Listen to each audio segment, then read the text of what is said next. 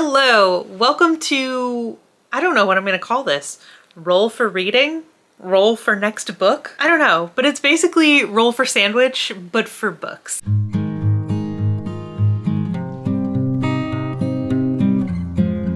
So I have decided to do a video concept that I've been thinking about for like a week or two now. Backstory. My husband was watching YouTube and he discovered this thing and he kind of went down a rabbit hole, which when I came home that day, I ended up kind of going down the rabbit hole with him because he was like, hey, look what I found today, and fell down the rabbit hole with. And that is a little series called Roll for Sandwich.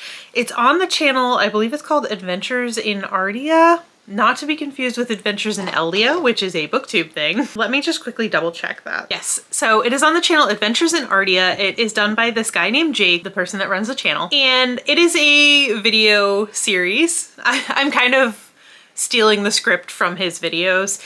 It is a video series where he rolls dice to choose his lunch. And basically what he does is he has a bunch of different categories. It's kind of like, I feel like it's D&D inspired. I don't feel like it. I know for a fact that it's D&D inspired. And he has a dice tower. He has lists of, what is it? Bread, main, cheese, roughage, wild magic, and sauce. So he has 6 categories and he rolls a die or dice to choose from a list of options for each thing. So like, obviously he will be linked down in the description and I will tag his channel and everything. But for example, roll for bread, he uses a D6 and he has a list of 6 different kinds of bread. If you roll a 1, you have to have sourdough. If you roll a 2, you have to have pumpernickel. If you roll a 3, it's an everything bagel, whatever, that kind of thing. And I, of course, as a content creator, was watching that and thinking, how can I adapt this for booktube? So that's kind of what I've tried to do here. I made lists. I have my dice here and we're gonna see if it works. I do not have the biggest physical TBR. I feel like this would be better suited to one of those content creators that has like a 500 book physical TBR to choose from. That being said, one of my categories for area is Kindle and audio. I don't think that would be as fun, so I'm kind of hoping I don't get that, which means I probably will get that, but we're just gonna see if it works. This is kind of an experiment, and honestly, if it doesn't work the first time, I'll probably just kind of keep going until I can make it work. We'll see. We'll see how it goes, but hopefully it'll work the first time. Hopefully, you know, this is a concept that is actually transferable from sandwiches to books, but we'll see. We're gonna give it a shot. So yeah, once again, of course, the original is always gonna be the best. So I will, like I said, have Jake Adventures in Ardia linked down in the description below. So you should definitely go check that out because yeah, I'm sure it's gonna be better than whatever this ends up being. So now that I have talked your ear off, let's get into it.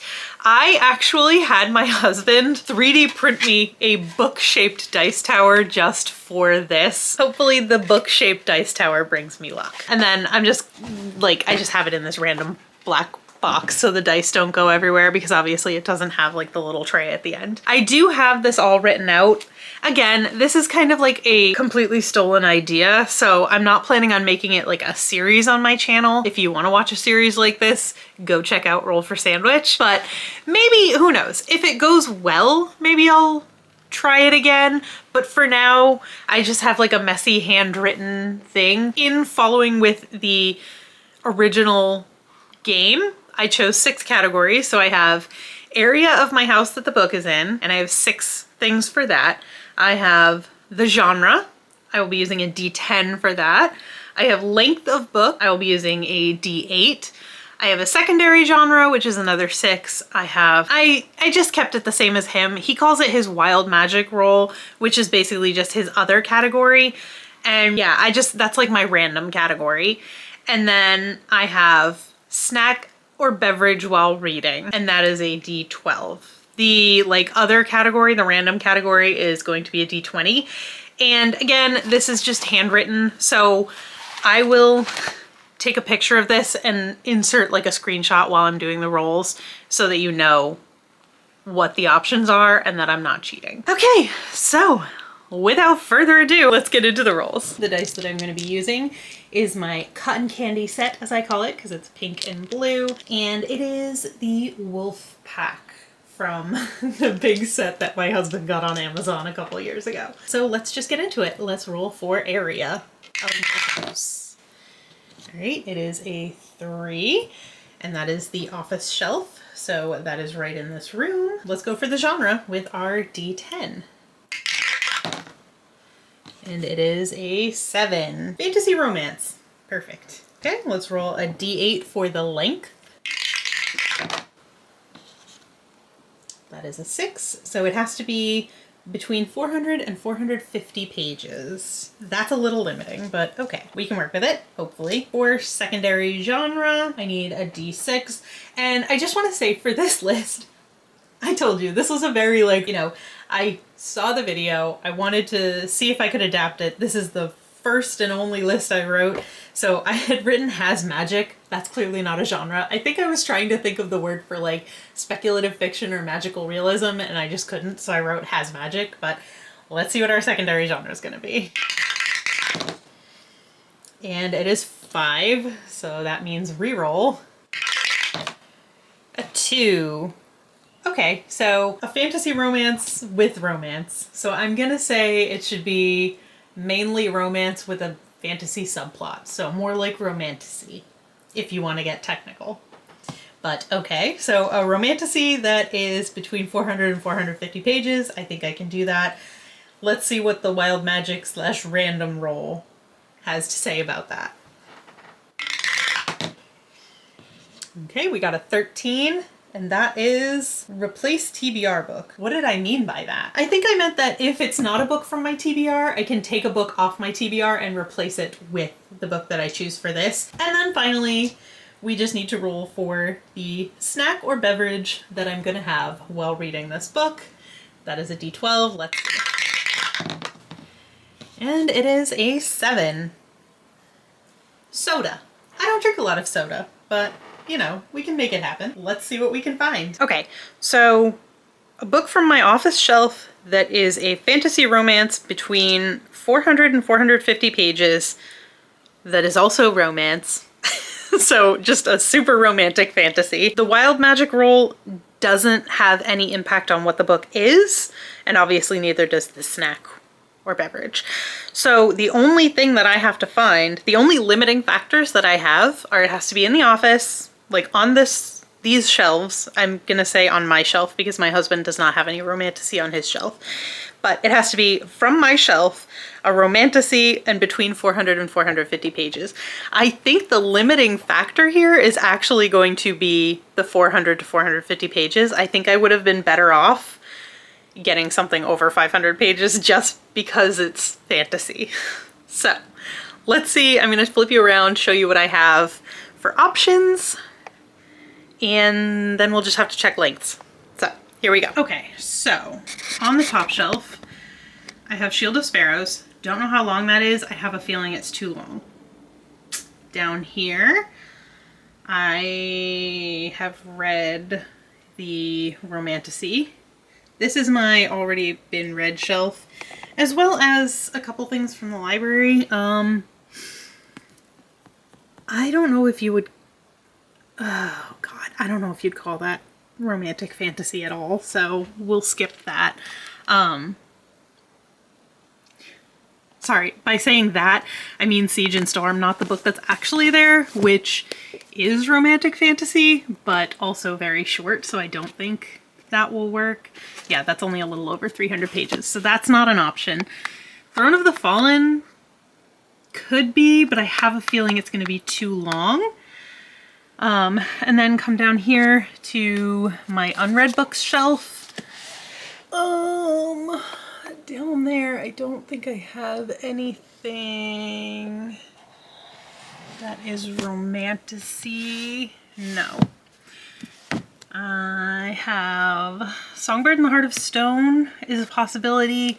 Swordheart is technically fantasy romance, but I don't think it's like super romantic.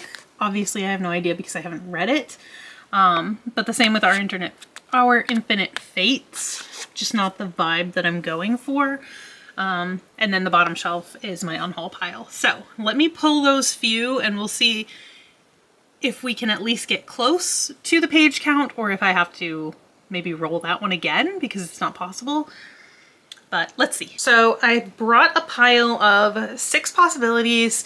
I did grab one book that was not on my shelf that I figured might work, but I think it's going to be more fantasy than romance, so I don't actually think it's going to work, but you can give me your opinion. So that one is Siege and Storm, which was here before I put it in my TBR pile, so I wanted to grab it anyway because I'm very excited to read this. And the only reason I'm even contemplating this is because the last line of the summary says, Alina will have to choose between her power and the love she thought would always be her shelter. So I'm like, it does have some sort of romantic side plot, but I feel like since I rolled fantasy romance and then romance as a secondary genre, it really needs to be romance focused, not fantasy focused. So I don't think this will work, but it is the right length.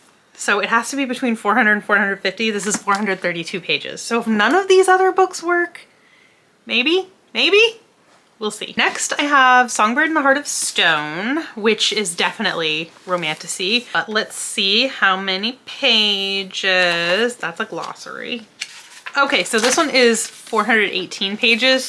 So this would be a better fit. And I am excited to continue this series, so this might work, but also not the one I'm most excited about in this pile, so we'll see. Then I have Sword Heart. Sword Heart is a fantasy romance by T. Kingfisher, who I love. I just don't know how at the forefront the romance would be, but ooh, this one is also 436 pages, so this length works as well. So it could be either of those. And then I feel like these other ones are gonna be too long and maybe too short.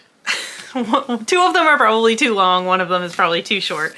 But I have Shield of Sparrows by Daphne Perry. I feel like this is going to be too long. If those ones are 400 something pages, okay, yeah, this one is 511 pages. See, I knew I would have been better off hitting over 500 pages, but this one will not work, which means this one probably also will not work. This is Throne of the Fallen by Kerri Maniscalco. Yeah, I just opened to a random page and we're already at page 538, so this is too long. And finally, I have Our Infinite Fates by Laura Steven, and I think this one's gonna be too short. Yes, we are only at page 325, so. Yeah,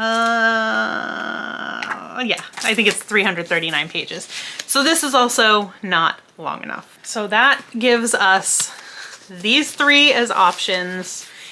And I have a feeling that if I am sticking to my like romantic fantasy romance, like having to emphasize the romance, I feel as though if I'm staying true to it, this one is going to be the most accurate. So I think we are going to read The Songbird and the Heart of Stone, which is the 3rd full-length novel in the Crowns of Nyaxia series. It is the first in the 2nd duet. I think it's gonna be 3 separate duologies, but I'm not sure if that was this series or her other series, so don't quote me on that. But this is the first book of the Shadowborn duet. I read the Nightborn duet over the past few months and I absolutely loved it. I was obsessed with it. It was a 5-star series. So I am very excited to continue with this one. And this follows a side character from those books. So now the only thing left to do is, because of my random / wild magic / other roll, I get to use this to replace one of the books that's on my TBR. I'm so excited. I can't believe this worked, and it actually worked pretty well. I'm happy with this.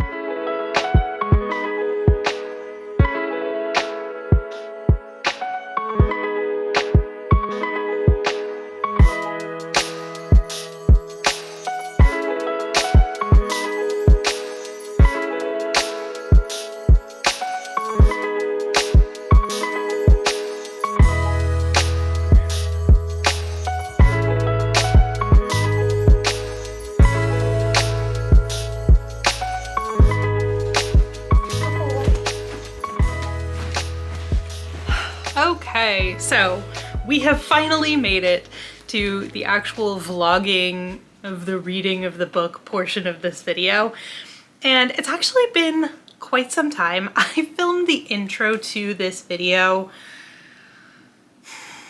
I want to say in June. It is currently August. I'll know when I go to edit it, I'll know, because I'll know what book I was trying to replace on my TBR, because that much I remember. Always with the loudest toys. He just grabbed his bone, so I'm sorry, you're gonna hear him just like crunching away in the background.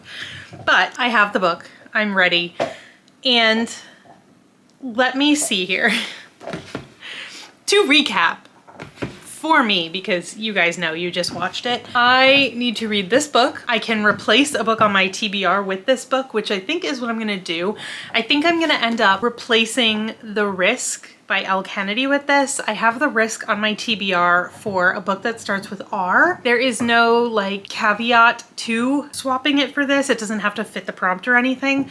Because of the dice roll that I had, I am able to just swap a book on my TBR for this book, so that is what I'm going to do.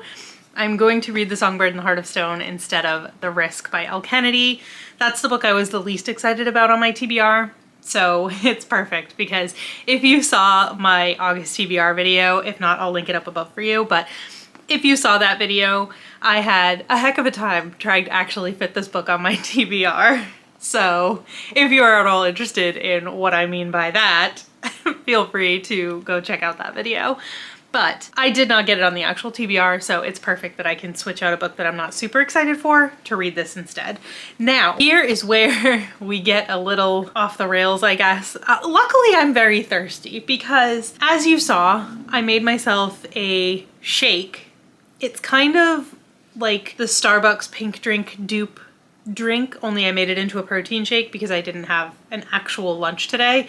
So I'm not super hungry, but I wanted something a little bit filling, some protein. So I made myself a shake, and then I remembered, shoot, I'm supposed to be drinking a soda while I read this book, as per the dice rolls.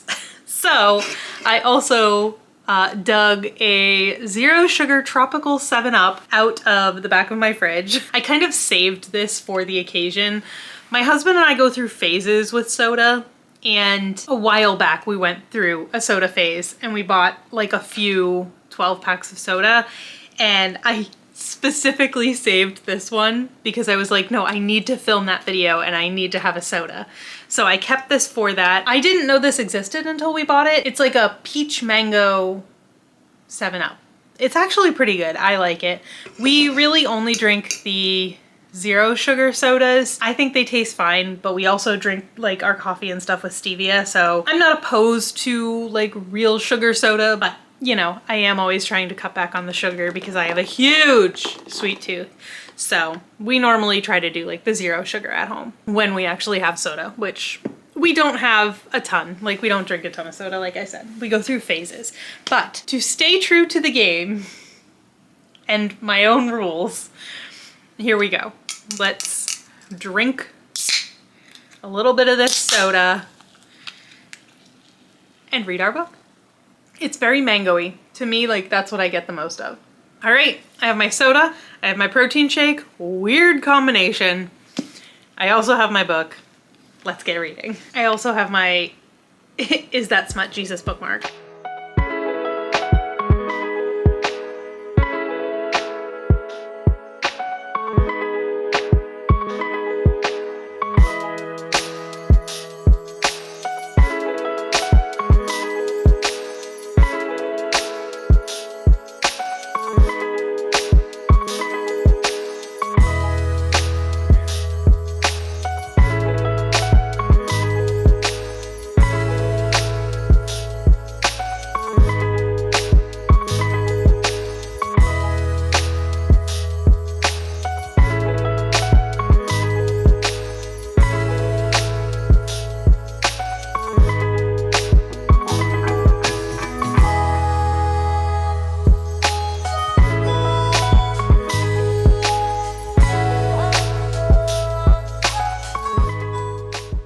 Hello. Okay, so I am here with a pretty much like 30%, 33% update. I'm on page 130 of, what's this book called? The Songbird and the Heart of Stone. And I have some thoughts, but I don't have a ton of thoughts. I feel as though nothing is really happening yet, which I'm only a third of the way through, so that kind of makes sense. But so far, we're just kind of wandering through the underworld, I guess, but I'm not quite sure what the point is. Like, I know what the point is. They're going to these, like, I think they're called, like, the Five Sanctums, trying to get these relics to do something. Bring back one of the gods, I believe, is what they're trying to do. And what's her name? Misha. Misha was caught. Okay, so quick overview of the backstory here. So Misha is our main character, and she is best friends with Rain and Araya, who are the couple from the first duology in this like overarching Crowns of Nyaxia series. And she, at the end of that, see, here's the problem. It's kind of a spoiler. It's not really a major spoiler. So, okay, there might be like mild spoilers for the Shadowborn duet. This is the Shadowborn duet, the Nightborn duet. Okay, so mild spoilers for the Nightborn duet, I guess, which is like the Serpent in the Wings of Night and the Ashes and Starker's King. At the end of that series, Misha actually ended up killing the person who turned her into a vampire, who was a prince from a rival kingdom. Faction? I'm not really sure. So at the beginning of this book, that prince's family ends up capturing Misha, and they have these grand plans for the king to, you know, kill her or whatever. But one of the other brothers ends up kind of stealing her away for this mission in the underworld, where, as I said, they are going to the Five Sanctums, getting these relics so that they can bring one of the gods back to life. So far, nothing has really happened. They got the first... Oh, you bad boy. When we're not giving him enough attention, he steals the hand towel from the bathroom. So please hold. So nothing is really happening yet. I feel like we're just kind of wandering around in the underworld, and I'm not feeling compelled by that. It's just like they're on this quest, this mission in the underworld, but like the world building isn't good enough that I have a firm grasp on it. And I'm not sure if it's like bad world building or if that is the world building. It's supposed to be kind of just like, not whimsical, but like the bad version of whimsical, just like chaotic. Not even chaotic, that's not the word I'm looking for. But like, I just can't get a grasp on it. I feel like I have no real picture of what the underworld looks like. And like, there is a map of the underworld in the front of the book. So like, I do have an actual picture of what the underworld looks like, but I don't have a grasp on it. It honestly almost reminds me of like Labyrinth, the movie, like the, what is it? Is it a Jim Henson movie with David Bowie and the Bulge? It kind of reminds me of that. They're just like going through this like maze of just like random stuff, and I don't really see the end picture. Like, I understand, like I said, I get it. They're trying to get these relics from the Five Sanctums, but it's just too disjointed, maybe? Is that the word I'm looking for? I don't know. It just has that like uncomfortable feeling of just like, why are we here? What is happening? Like, I have no grasp of anything in the world building sense. So, not my favorite so far, which is funny that I compared it to Labyrinth in like a bad way, because I actually enjoy Labyrinth. I like that movie, but like in book form, it doesn't really work as well, I feel like. So those are my thoughts at a third of the way through the book. Writing is still great. Can I say that when I'm like crapping all over the world building? I don't know, but I like Carissa Broadbent's writing, and like it reads really quickly. Like, it has not taken me that long to get this far, and I am reading this physically. It's very readable. I just don't know if I'm enjoying it yet or not. So those are my thoughts as of right now. And I also, so Misha was just like a side character in the Nightborn duet.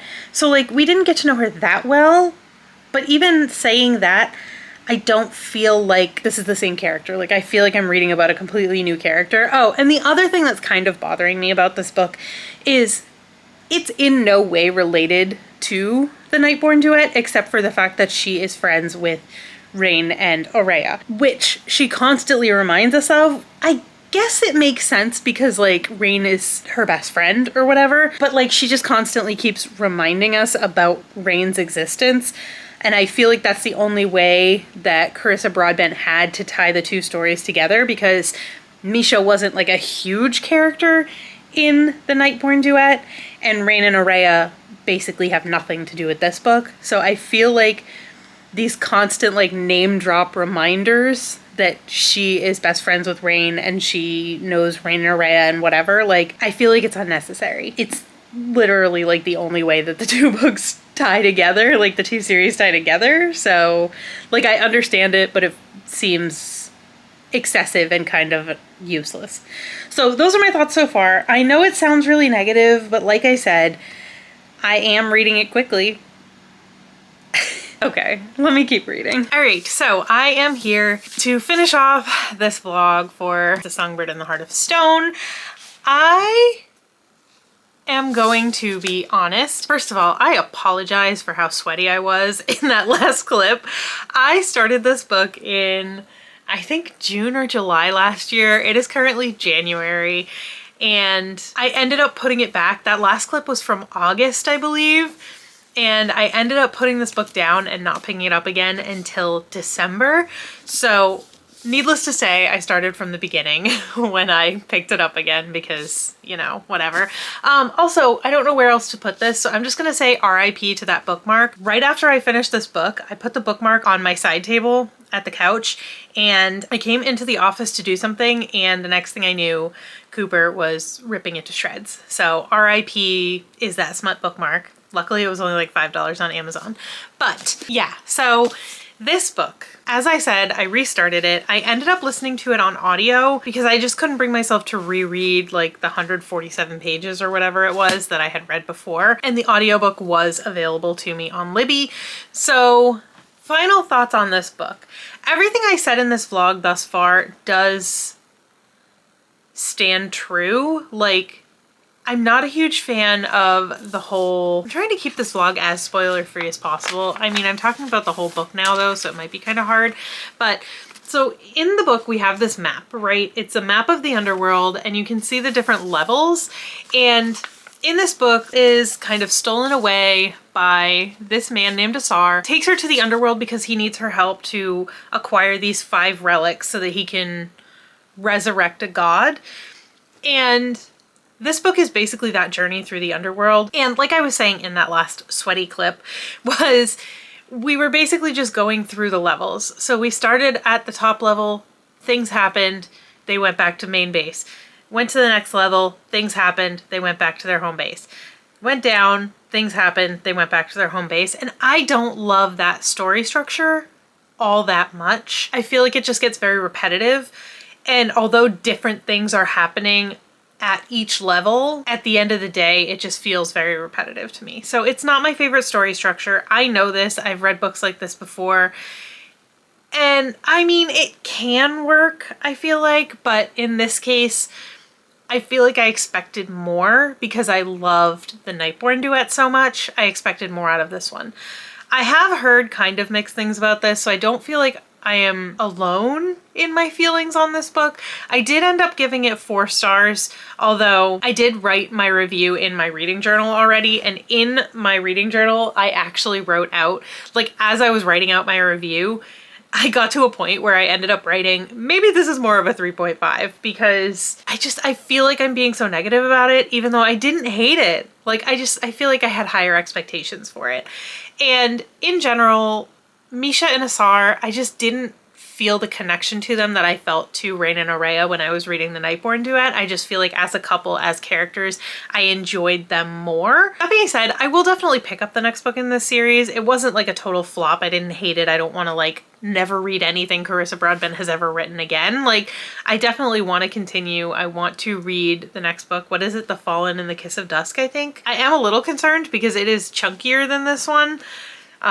So if I didn't like this one as much, I really hope that that one is more to my taste, or else it's going to be kind of a slog to get through. But, you know, I do still really like this world. I love Carissa Broadbent and her storytelling style, although I am talking about how I don't love the story in this one. I definitely think she is an author for me. I feel like this was just a little bit of a dip because I did read The Serpent and the Wings of Night, The Ashes and the Starcursed King, and Six Scorched Roses, and I adored all of them. So this is the only one that I'm kind of more lukewarm on. What else can I say about this?